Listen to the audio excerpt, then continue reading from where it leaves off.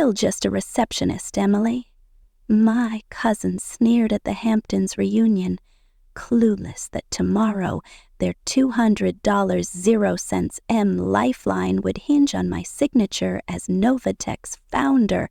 Wait till they see me command the boardroom. The Hamptons' air was thick with summer salt and the clink of champagne glasses, but I stood frozen on the manicured lawn of my family's sprawling estate, my heart hammering against my ribs like a caged animal. In my hand, a crumpled letter trembled, not an invitation to the annual Harper family reunion unfolding around me, but a ticking bomb. Expose your secret as the founder of Novatech Solutions, or pay $10 million, 0 cents, by Monday. "We know who you are, Emily Harper." The words burned into my mind, each syllable a blade slicing through the carefully constructed double life I'd built over a decade. My cousin Victoria's voice cut through the crowd, sharp and dripping with condescension. "Still fetching coffee, Emily? Poor dear, stuck as a receptionist at your age." Laughter rippled through the gathered relatives, their designer sunglasses glinting under the August sun. They had no idea I was the mastermind behind a $500 million, 0 cents, AI empire, poised to sign a $200 million, 0 cents deal to save their crumbling legacy Harper Industries. But with a corporate spy in my ranks, a cyber attack looming, and this blackmail threatening to unravel everything, my secret was teetering on the edge of exposure. One wrong move, and the empire I'd built in the shadows could collapse, along with my family's last hope. I forced a smile, tucking the letter into my clutch as Victoria sauntered closer, her heels clicking on the flagstone path like a predator's claws.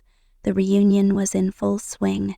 White tents dotted the lawn, cousins' kids darted between tables, and my brothers James, Ethan, and Lucas worked the crowd with their usual charm, masking the financial hurricane threatening our family's real estate dynasty. I'd arrived late, slipping in after a red guy from Silicon Valley, my mind still buzzing from a crisis meeting with my team at Novatech. The blackmail letter had been waiting in my hotel room, slipped under the door like a venomous snake. No signature, no return address, just a Polaroid of me at a tech conference, my face circled in red ink. Someone knew, someone was watching, and they weren't just after money. They wanted to destroy me. "Emily, darling," Victoria purred, her diamond earrings catching the light as she tilted her head. "You're looking practical as always." Her eyes flicked over my modest navy sundress, chosen to blend into the role I'd played for years. The unremarkable youngest Harper, the one who'd settled for a safe, low-level job while my brothers chased glory. "Still with that little company? What is it you do again? Answer phones? Schedule meetings?" Her laugh was a practiced trill, designed to draw attention. A cluster of aunts and cousins turned, their smiles pitying, as if my life were a cautionary tale. I swallowed the familiar burn in my chest, the one that had fueled me since I was 15, when I stood at our mahogany dining table with a blue folder full of ideas to save Harper Industries, only to be laughed out of the room. "Something like that," I said, my voice steady despite the letter's weight in my clutch. "You know me, Victoria. I like to keep things simple." "Simple?" The word was a lie so thick it nearly choked me. For 10 years I'd lived a double life, building Novatech Solutions from a dorm room into a tech juggernaut that was reshaping real estate with AI-driven analytics. My platform predicted zoning changes, streamlined contractor bids, and saved developers millions by catching regulatory snags before they became disasters. While my family thought I was filing papers and fetching coffee, I was negotiating with global investors, outmaneuvering competitors and dodging threats like the one now burning a hole in my purse. The irony was almost poetic. Tomorrow I was set to meet my father and brothers as the founder of Novatech's subsidiary, Stellar Ventures, to sign a deal that could save Harper Industries from bankruptcy. But the blackmail letter changed everything. If my identity leaked before I was ready, it wouldn't just humiliate my family. It could tank the deal, expose my vulnerabilities, and hand my enemies the keys to my empire. I excused myself from Victoria's orbit, weaving through the crowd toward the private dock at the edge of the estate. The lake sparkled under the midday sun, a cruel contrast to the storm brewing inside me. I needed air, space to think, to figure out who could have sent that letter. Was it the corporate mole who'd leaked my prototype years ago, nearly derailing Novatech before it began? Or someone closer, someone who'd seen through my carefully crafted facade? My phone buzzed in my clutch. A text from Sophie Chen, my co-founder and chief strategy officer. Urgent. Potential breach in the AI platform. Servers hit with a DDoS attack. We're holding, but it's bad. Call me. My stomach plummeted. A cyber attack now? The timing wasn't a coincidence. Someone was orchestrating this, tightening the noose just as I stood on the precipice of revealing my truth. I glanced back at the reunion. My father, Charles, stood under the main tent, his silver hair catching the light as he laughed with an uncle, projecting the confidence of a man who'd built Harper Industries from nothing. But I knew the truth. His face was drawn, his shoulders tight with the stress of a failing $300 million 0-cents urban project that had bled the company dry. My mother, Margaret, clung to his arm, her usual poise fraying at the edges. My brothers were scattered across the lawn. James, the eldest, schmoozing with a retired banker. Ethan, charming a group of cousins with his salesman's grin. Lucas, standing alone by the water, the weight of his failed project etched into his slumped posture. They had no idea I held their salvation, or that my own world was under siege. Growing up in the Harper household was like living in a gilded cage. Our Hamptons estate screamed old money, 6 bedrooms, a private dock, and a legacy of real estate deals that had made my parents' name synonymous with power. But inside, warmth was rationed. My brothers were the golden sons, groomed to inherit the empire. James, 8 years older, was the strategist, always plotting 3 moves ahead. Ethan, 5 years my senior, could sell ice to a glacier. Lucas, 2 years older, had a charm that disarmed investors, even when his ideas fell apart. And me, I was the afterthought, the daughter who should aim for a husband, not a boardroom. Family dinners were strategy sessions where my brothers pitched ideas and basked in my father's approval. When I dared to speak up, my suggestions were met with indulgent smiles or outright dismissal. "Business isn't your world, Emily," my father would say, not unkindly, but with a finality that stung. My mother, who'd traded her own finance career for a life of supporting my father, would add, "There are other ways to shine, sweetheart." Only my grandmother, Lillian, saw something more in me. She'd been the silent brain behind my grandfather's ventures, managing finances while he took the credit. "They don't see your fire, Emily," she'd whisper during our late-night talks. "But I do.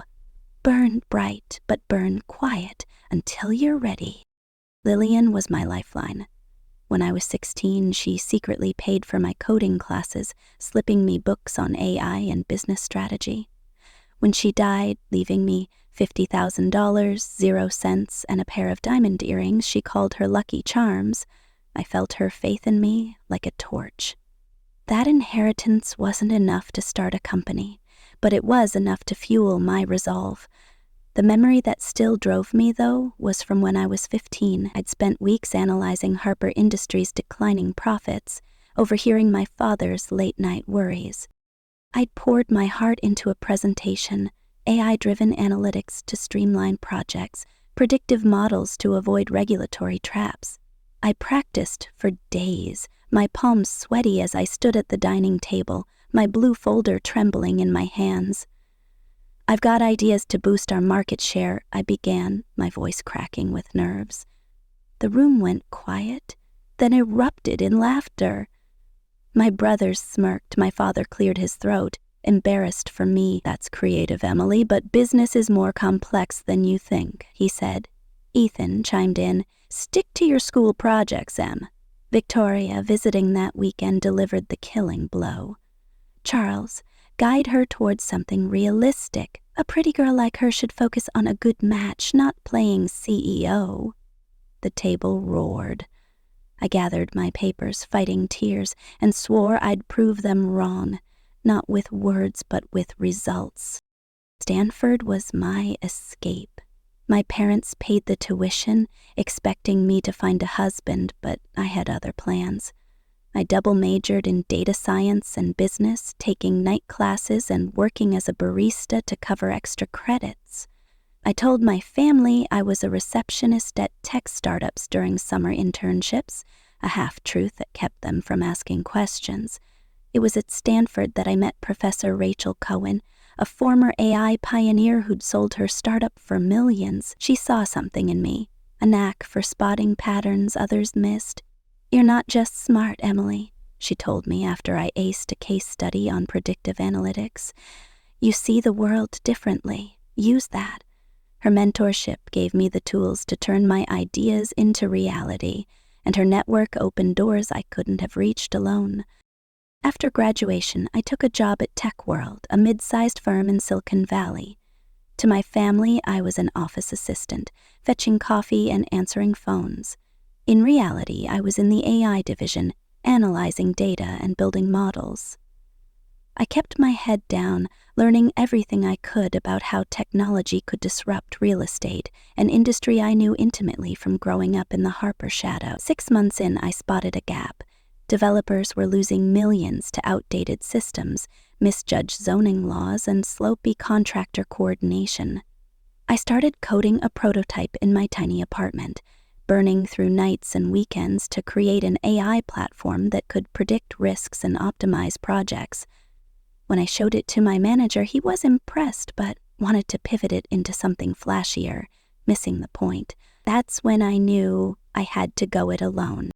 At a Silicon Valley conference, I met Sophie Chen, a cybersecurity genius frustrated with her company's short-sightedness. We clicked over coffee, debating how AI could transform real estate. "You're onto something huge," she said, her eyes alight, "but no one's building it right." I grinned. "Then maybe we should." That was the spark for Novatech Solutions. We spent 6 months hammering out a business plan, meeting in dive bars and cramped apartments to avoid prying eyes. I kept up my facade at family gatherings, nodding when Victoria asked if I was still answering phones. Finding funding was brutal. 35 rejections, each one a gut punch. But then we met Marcus Tate, a retired tech mogul who disrupted logistics. "You're not chasing fads," he said after our pitch. "You're solving a real problem." His $500,000 0-cents investment for a 12% stake let us quit our jobs and dive in. The first year was a crucible. Sophie and I worked 20-hour days, living on instant noodles and adrenaline. Our tiny office smelled of burnt coffee and ambition. We hired 2 brilliant coders straight out of MIT, but the challenges kept coming. 3 months in, a colleague from TechWorld leaked my prototype to a rival firm, nearly killing Novatech before it could walk. I tracked the mole, a disgruntled intern with a grudge, and fired them, but the damage was done. We had to rebuild from scratch. Then came the cyber attack. Hackers hit our servers with a DDoS assault, threatening to wipe our platform. I didn't sleep for 72 hours, working with Sophie to patch the system. At 4 a.m. on the 3rd day, we cracked it, watching our AI stabilize like a heartbeat returning. I collapsed in tears, not just from exhaustion, but from the realization we could actually do this. Our first client, a Seattle developer, took a chance on our beta platform. When our AI caught a zoning issue that saved them $2 million 0 cents, word spread like wildfire. 3 more clients signed on that month. By year 4, Novatech had 75 employees, a sleek headquarters overlooking the bay, and a valuation of $500 million 0 cents. My personal net worth hit $15 million 0 cents. But I kept a modest apartment in the Hamptons for family visits, shopping at department stores to maintain my receptionist cover. I built a dream team. Sophie as CSO, Liam Carter as CTO, Elena Ruiz as CFO, and Mia Patel as COO. They were my chosen family, people who saw my vision and pushed me to be better. But the blackmail letter, the cyber attack, and the looming deal with Harper Industries were a stark reminder: no empire is untouchable. As I stood on the dock, the reunion's laughter fading behind me, my phone buzzed again. Another text from Sophie. Breach contained, but we've got a bigger problem. Someone's trying to access the core AI code, internal IP address. My blood ran cold. The mole was still active, and they were inside Novatech. I glanced at the letter in my clutch, the Polaroid's red ink glaring like a warning. Whoever was behind this knew more than my identity. They knew my weaknesses, and with my family's company hanging by a thread, I had less than 24 hours to decide. Reveal my secret and risk everything, or stay in the shadows and let Harper Industries fall to Maxwell Corp's vultures. The sun dipped below the horizon, and I knew one thing for certain: the storm was just beginning. The night air in the Hamptons was heavy, carrying the faint tang of salt and the weight of secrets I'd carried for a decade. I stood in my suite at the Westerly Inn, the blackmail letter spread across the desk like a guillotine blade poised to fall. Its words burned into me. $10 million 0 cents by Monday, or the world knows you're Novatech's founder, and what you did at Stanford 2011. A Polaroid clip to it. My face circled in red ink from a tech conference last year. Felt like a noose tightening. My phone buzzed incessantly, Sophie's texts screaming urgency. Second wave of cyber attack, thereafter the core AI code, internal IP. Call now. My heart pounded, each beat a countdown to tomorrow's meeting where I'd face my family as the founder of Novatech Solutions, not the receptionist they'd mocked for years. The $200 million 0 cents deal to save Harper Industries was within my grasp, but a corporate mole, a hacker's assault, and a past scandal threatened to unravel everything. I glanced at the charcoal suit laid out for the morning, my grandmother Lillian's diamond earrings glinting beside it, my armor for the battle ahead. But tonight, I was a general under siege, enemies closing in from every angle. I paced the room, the plush carpet swallowing my footsteps as I dialed Sophie. "Give me the damage," I said, my voice low as if the walls might betray me. "It's bad," she replied, her usual calm fraying. They breached the second firewall, got a chunk of the zoning algorithm's code. We've locked them out, but the IP traces to our office. It's someone inside, Emily. My stomach twisted. A mole within Novatech, someone who knew my systems as well as I did, was sabotaging us just as I prepared to reveal my identity. And there's more, Sophie added. Liam found an encrypted email from your account authorizing a data transfer last week. It wasn't you, was it? My blood ran cold. Someone had hacked my credentials, framing me as the traitor. No! I whispered, my mind racing. Triple the encryption. I'm flying back tonight. I hung up, my thoughts a tangle of suspicion. The blackmail letter, the cyber attack, the mole, it was no coincidence. Someone was orchestrating my downfall, and they were close. The reunion earlier had been a masterclass in humiliation. Victoria's taunt, "Still fetching coffee, Emily?" had cut through the laughter of aunts and cousins, their pitying smiles a reminder of the role I'd played, the unremarkable Harper daughter, content with a dead-end job while my brothers chased glory. My father, Charles, had stood under the tent, his silver hair catching the sun as he hid the stress of Harper Industries' collapse. My mother, Margaret, clung to his arm, her composure cracking. James, Ethan, and Lucas worked the crowd, masking their anxiety over the $300 million 0-cents urban project that had bankrupted our family's legacy. They had no idea I held their salvation, or that my own empire was under attack. Driving back from the reunion, I'd nearly lost my life. A black SUV had swerved into my lane, forcing me off the road. I'd skidded onto the shoulder, my heart hammering as the vehicle vanished into the night. Maxwell Corp, desperate to seize Harper Industries, was my first suspect. Their hostile takeover bid loomed over my family's company, and they'd do anything to stop Stellar Ventures' deal. But the blackmail letter suggested something personal, tied to a secret I'd buried at Stanford. A hacking incident to save a friend's scholarship. Whoever sent it knew too much, and the timing was a gut punch. A knock at the door jolted me. "Who is it?" I called, slipping the letter into my clutch. "It's Claire," came a voice I hadn't heard in 5 years. My estranged sister, who'd fled to London after a fight with our father, stood in the doorway, her dark hair sleek, her eyes sharp with something unreadable. "We need to talk," she said, stepping inside without invitation. Her gaze flicked to the desk where the letters corner peeked out. "Trouble?" she asked, her tone laced with suspicion. "What are you doing here, Claire?" I countered, my defenses up. Her sudden return hours before the meeting felt like another trap. "I heard about the family's mess," she said, crossing her arms. "Harper Industries is drowning, and you're playing the good daughter. But you're hiding something, Emily, I can tell." My pulse quickened.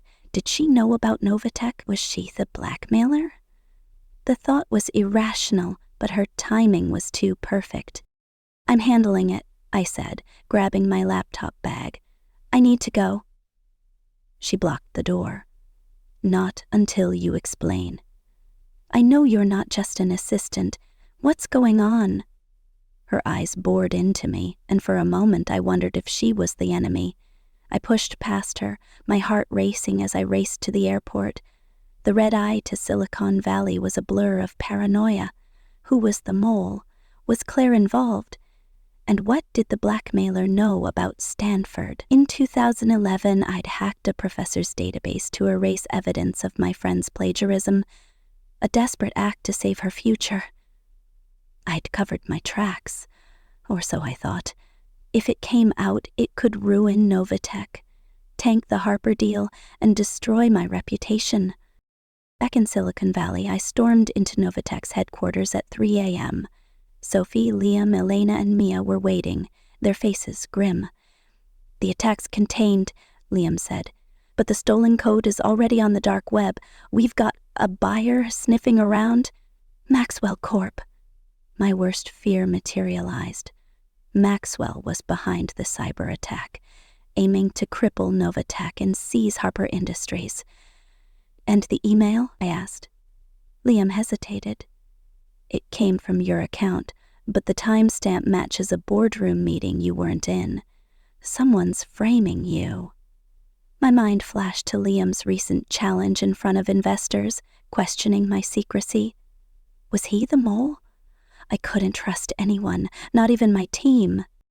By dawn, I was back on a plane to the Hamptons, my suit and Lillian's earrings my only anchors. At the Westerly Hotel, my team waited in a side room as I took my place at the head of the conference table, facing the city skyline. My family entered, their voices overlapping with confusion. "Emily, what are you doing here?" my father demanded. "This is a business meeting." I turned, my voice steady. "I know. I'm the founder of Novatech Solutions and Stellar Ventures." The silence was deafening. Charles's face went blank, James's jaw dropped, Ethan blinked rapidly, and Lucas stared like I'd grown wings. Victoria swept in late, scoffing. A receptionist running a company? Ridiculous. My team entered, tablets in hand, and displayed Novatech's $500 million 0-cents valuation. Victoria's accusations of fraud were drowned out by evidence, But the blackmail letter loomed in my mind. The Stanford scandal could still destroy me. The meeting erupted into chaos. Ethan accused me of sabotage, Charles demanded answers, and Claire's cryptic smile hinted at hidden knowledge. I laid out the deal. A $200 million 0-cents merger, with Harper retaining a 20% stake. My family would answer to me. Victoria's outrage, "This is manipulation," was silenced by my retort, "Manipulation is telling a girl her dreams are unrealistic." The revelation was a cathartic explosion, but the mole, the cyber attack, and the blackmail letter lingered, threatening to unravel my victory. As my family deliberated, I knew the fight was far from over.